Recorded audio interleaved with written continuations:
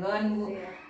Saya mau meminta waktunya, Bu. Mudah-mudahan Ibu Guru berkenan gitu untuk berbincang-bincang. Senang hati. Iya, terima kasih Bu waktunya. Begini Bu, saya mau menanyakan beberapa hal ya Bu ya, berkaitan dengan proses sekolah di TK ini ya Bu ya. Iya. Ibu itu mungkin selama Ibu menjabat sebagai kepala sekolah itu pernah tidak mungkin menemukan suatu permasalahan gitu ya, atau suatu kasus yang dirasa itu sebagai dilema etika gitu ya Bu ya, mungkin bingung antara bagaimana mengambil keputusan begitu, baik yang dialami oleh tenaga pendidik gitu, guru ataupun dari peserta didik. Pernah tidak Bu mungkin bisa sharing ada permasalahan yang membuat diri ini bingung mengambil keputusan gitu, termasuk dilema-dilema gitu, bagaimana Ibu? Kalau dari yang Ibu pertanyakan sih, setiap ini pasti adanya ya, pasti banyak dilemanya kami itu ya. Kadang bu gurunya juga dari pihak orang tua yang ngomongnya begini, dari pihak gurunya ngomongnya begini, jadi kita nggak ketemu nih dari orang tuanya ngomongnya beda, terus dari bu gurunya yang melihat situasi anak-anak kan udah real, oh ini dari bu gurunya, tapi anaknya ngomong begini-begini, akhirnya kita bingung nih keputusannya. Yang lebih paham kan anaknya kalau di sekolah. Orang tua kan hanya cerita anak, kadang anak kan bisa nambah, bisa kurangin gitu, kan bisa ngelebihin. Jadi kita ngambil keputusannya jalan tengah aja Bu. Ini bagaimana baiknya anaknya, biar kita panggil orang tuanya, kita panggil gurunya nih gimana, anaknya begini-begini, cerita anaknya begini, terus ceritanya gurunya begini. Jadi kita ambil jalan tengahnya gimana baiknya untuk anak. Kalau dilema sih banyak keputusannya. Maaf Bu, boleh mengerucut detailnya Bu, misalnya tentang kenakalan kah, atau tentang misalnya kelulusan kan, kalau TK mungkin ini sudah bisa mampu nggak ya ke SD atau bagaimana gitu, boleh cerita sedikit Bu? Tapi kalau di sini kan untuk khususnya TKB ya Ibu ya, kalau TKB kan itu kan kalau ke SD kan harusnya 7 tahun. Tapi kadang orang tua di sini kan kalau anaknya baru 6 tahun ngerasa anaknya udah bisa baca, ya udah diluluskan aja. Padahal anaknya kadang kurang dari 6 tahun. Karena dia ngerasa udah pintar, ya udah diluluskan. Kami nggak bisa ngambil keputusan, orang tuanya pengen diluluskan, ya udah. Kami pengen tahan, nggak bisa umurnya nih. Tapi kan nanti 7 tahun begini, dia udah bisa baca, ya udah. Kami kalau masalah proses belajar mengajar ya, kadang orang tuanya pengen cepat anak-anaknya SD. Padahal anaknya belum cukup umurnya gitu. Jadi kayaknya udah bisa baca. Belum bisa baca, padahal umurnya belum. Itu banyak sekali di sini. Kadang usia 6 tahun kurang 2 bulan udah masuk. Kendala kami di sini kami pengen jangan dulu setahun, tapi orang tuanya kami itu masuk juga dalam dilema ya. Dilema Ibu ya, kepala sekolahnya. Dilema sekali itu Bu. Kami pengen pertahankan anaknya biar setahun lagi, biar nggak bosan cepat, karena belum cukup umur juga. Tapi orang tuanya pengen di sekolah ya. Gitu ya Bu. Banyak Ibu kalau dilemanya. Lalu kalau misalnya ada hal seperti itu Bu, sebagai pimpinan di sekolah ya Bu ya, jadi pengambilan keputusan seperti apa Bu yang dirasa itu cukup bijaksana gitu ya, dalam suatu situasi kondisi bahwa harus meluluskan anak tersebut, peserta didik tersebut, tapi belum cukup usia, tapi punya bekal atau apa untuk kelulusan tuh, pengambilan keputusan seperti apa Bu? Pengambilan keputusan kami ya, karena kami merasa anaknya udah bisa, udah bisa ngikutin mata pelajaran di SD-nya. Kemampuan berarti ya Bu ya, udah ada, ya. Kemampuannya juga ada, mandirinya juga ada. Terus sosialisasi sama teman-teman juga ada. Jadi jangan jadi pertimbangan ya Bu. Karena dia dia udah bisa nih, gitu. Pertimbangan kami seperti itu. Jadi setelah itu dikembalikan lagi kepada orang tuanya gitu. Orang tuanya mau ini gitu. Jadi ada pertimbangan tersendiri ya Bu ya dari Ibu sebagai pimpinan gitu ya untuk meluruskan gitu ya Bu ya. Ya baik Bu.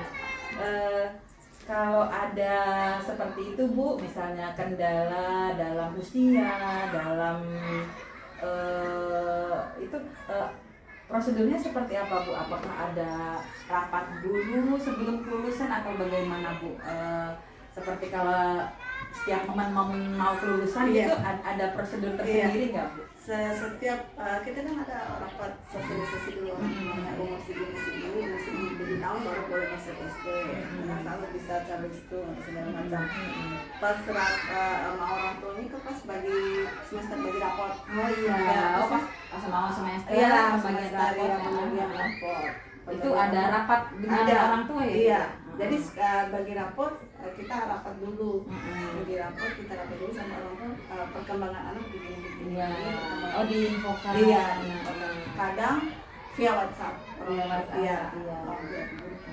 Kalau untuk intern Ibu sebagai pimpinan sekolah dengan para tenaga pengajar gitu guru apa ada prosedurnya Bu? Sebelum ada kelulusan gitu?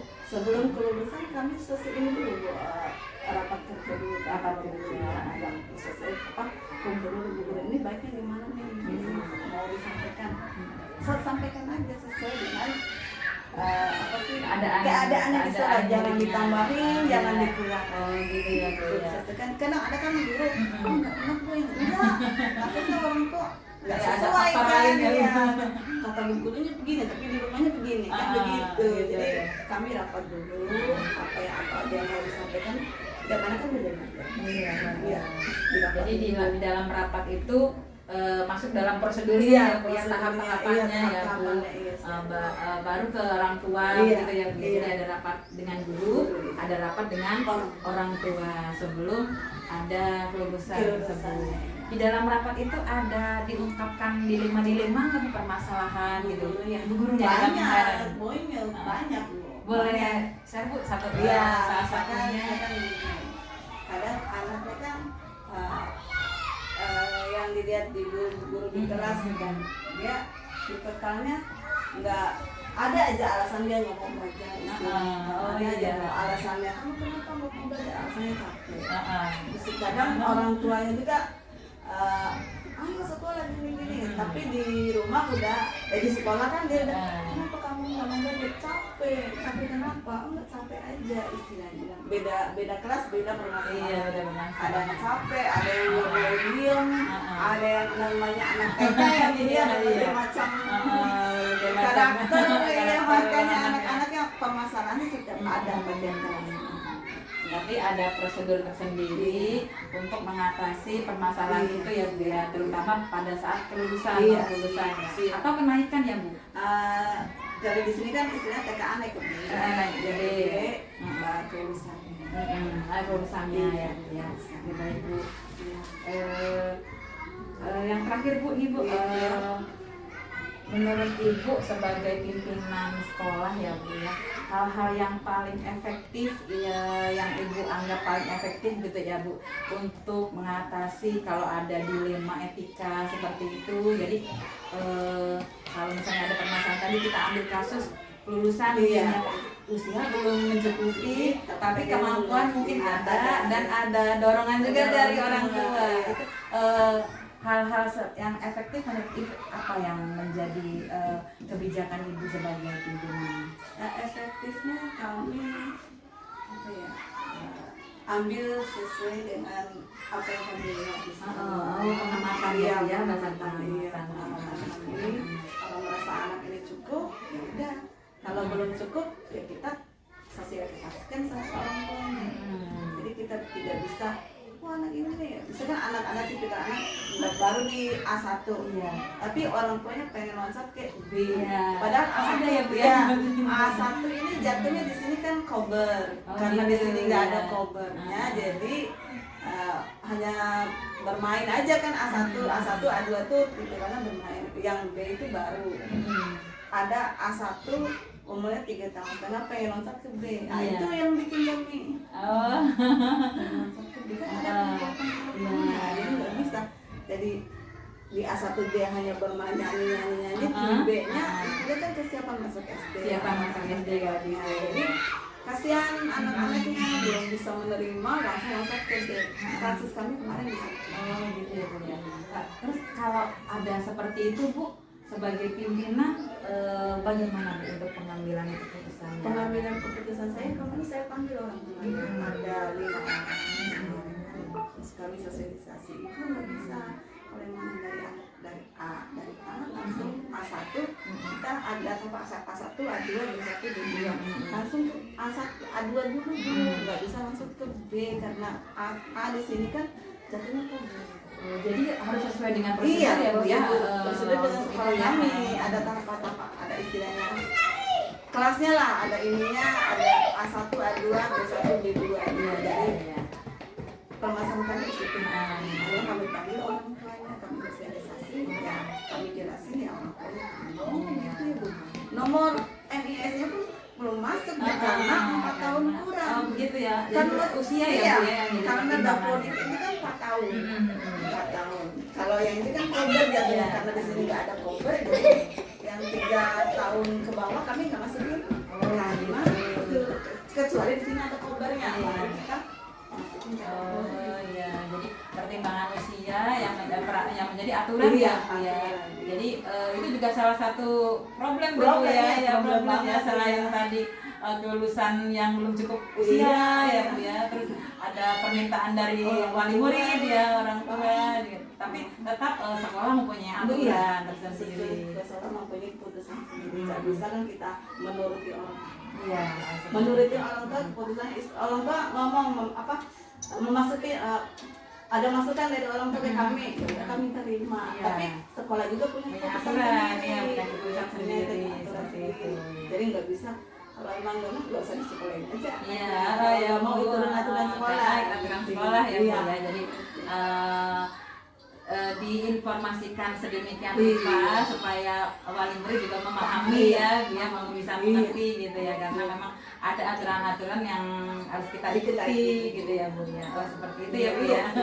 Jadi ada beberapa banyak ya Bu ya yang jadi dilema ya Bu ya. Itu dilema banyak. Kadang emang tidak hanya membutuhkan logika ya Bu ya, harus perasaan juga ya bermain gitu. Kalau logika terus kita nggak pakai perasaan, kasihan anak-anak. Iya ya Bu ya. Namanya anak TK kan anak usia gini, jadi harus pakai perasaan lebih banyak lagi kalau di TK. Iya. Baik Ibu Sina, terima kasih atas penjelasannya, waktunya. Jadi tadi saya bisa menyimpulkan ada kalau problem banyak ya Bu ya, tapi kalau dilema yang cukup membuat bingung mungkin ya para tenaga pengajar gitu ya, seperti kelulusan yang belum cukup umur. Terus tadi ada loncat kelas ya Bu, loncat kelas ya Bu ya, cepat-cepat lulus ya, padahal belum. Terima kasih banyak waktunya Ibu, maaf Bu. mengganggu. Semoga TK Kartika ini bisa bersinar seperti nama Ibu pimpinannya. Bisa bersinar dan sukses untuk kedepannya. Terima kasih Ibu. Ya, selamat menjalankan aktivitas berikutnya Ibu. Terima kasih banyak. Terima kasih banyak Ibu, semoga bisa sukses. Ya, amin. Terima kasih banyak kami.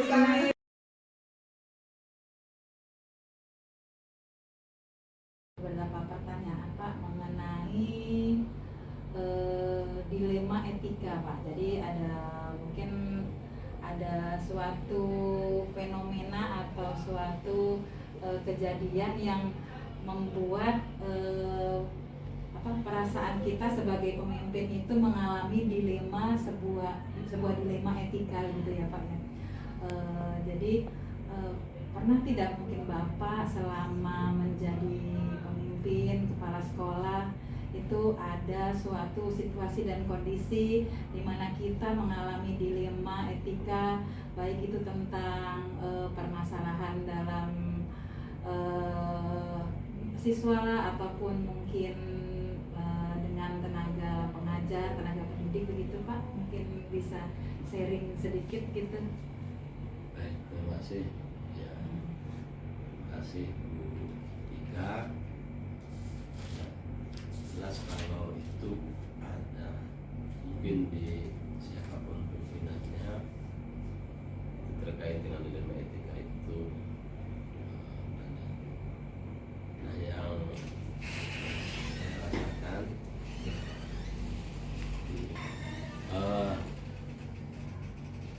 misalkan dalam kegiatan pembelajaran ya, yang pada guru atau pengajar, ada beberapa yang saya bisa sampaikan. Misalkan itu ada tugas mengajar, tetapi ada keluarganya yang sakit, apakah itu anaknya, suaminya, kalau ibu atau istrinya atau orang tuanya, sementara dia ada tugas mengajar. Jadi patokan Bapak ya tidak hanya berpikir pada aturan, tapi juga mungkin istilahnya berpikir pada rasa peduli.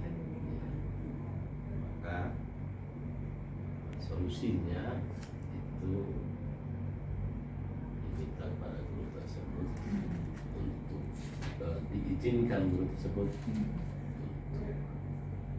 untuk menanggulangi permasalahan yang ada, begitu. Apakah kalau yang sakit mungkin dibawa ke rumah sakit dan seterusnya, tapi tetap tidak meninggalkan tugas kewajibannya. Dengan cara apa? Ya, satu bisa berbagi dengan mata pelajaran yang lainnya, bisa menggantikan salah satu solusi seperti itu, atau dengan koordinasi dengan piket, dan atau dengan memberi tugas kepada anak-anak tapi tetap diawasi oleh piket maupun oleh wakil kepala sekolah. Nah itu mudah-mudahan ya, dua-duanya bisa terlaksana dengan baik. Mungkin juga di siswa ada ya, ada siswa yang mungkin bermasalah ya, pelanggaran tata tertib sekolah, tapi siswa itu katakanlah anak dari ya, orang yang dikenal oleh saya, maka itu mungkin pengurus komite atau pejabat daerah atau mungkin dari lingkungan keluarga. Nah, saya yang mengambil solusi tetap aturan harus ditegakkan, harus dilaksanakan, itu tata tertib harus dijalankan, tapi tetap saya komunikasi baik dengan kedua orang tua atau dengan keluarga ya, sehingga bisa berhasil baik, teratasi dengan baik. Beberapa contoh kasus mungkin terkait dengan nilai etika yang saya alami gitu ya. Jadi satu lagi Pak pertanyaan, menurut Bapak hal-hal yang efektif seperti apa Pak yang tadi apabila Bapak dihadapkan dengan situasi kondisi ada guru yang harus bertanggung jawab mengajar, tapi tapi ada juga di sisi lain keluarganya sedang mengalami sakit yang mungkin butuh perhatian juga. Siswa tadi yang artinya mungkin ada di sisi lain ada kenal baik dengan Bapak, tapi artinya tetap mematuhi aturan ya Pak ya dengan sekolah. Jadi menurut Bapak hal efektif seperti apa Pak yang Bapak terapkan gitu Pak? Ya, pertama yang Bapak perhatikan adalah aturan atau ketentuan yang ada. Kalau dalam guru yang mungkin kita melihat jadwal mengajar, kemudian ketentuan yang lain dalam siswa, misalnya ketentuan yang berlakukan tata tertib dan lain-lain. Yang kedua, Bapak juga berkoordinasi dengan wakil kepala sekolah yang terkait ya. Jadi bisa guru bisa humas dan siswaan, kemudian kita sampaikan hal-hal yang Zen tadi gitu. Kita sama-sama cari solusi, kita bicarakan proses sebagai yang terbaik. Karena mungkin saja ada beberapa, kalau guru misalkan ada beberapa hari yang harus meninggalkan tugas gitu. Kita juga diskusi dengan tenaga kependidikan misalnya di bidang kepegawaian ya, aturan-aturan yang saya sampaikan tadi ya menyangkut aturan kepegawaian tadi ya dari absensi dan lain-lain. Nah dari hal itulah yang nanti saya ambil keputusan bagaimana menyelesaikan atau solusi yang terbaik untuk mengelola masalah tersebut. Jadi berkoordinasi itu ini ya Pak ya, diperlukan.